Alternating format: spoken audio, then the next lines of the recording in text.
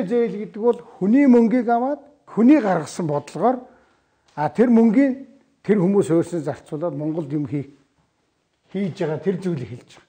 Энэ зээл бол энэ хөнгөлөлттэй гэдэг байгаа зээл бол за нэг доод тал нь 3-аас 5 жилийн хугацаанд үргэлжилдэг.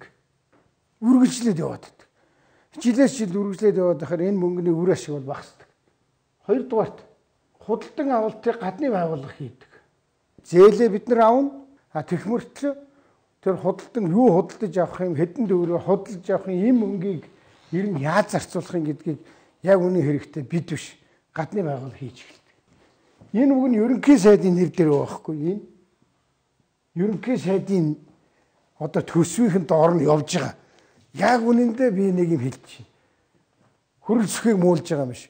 Тэр ерөнхий сайд энэ рүү ороод юу хийж байгаа мэдж байгаа байхгүй.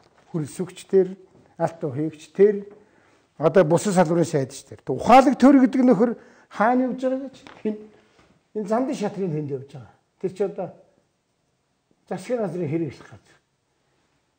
Би эндээс юу гэж хэлэх гэж байгаа вэ? Энэ гадаадаас авж байгаа энэ хөнгөлөлттэй зээл гэдэг бол засгийн газрын зэрэг засгийн газар байгуулсан.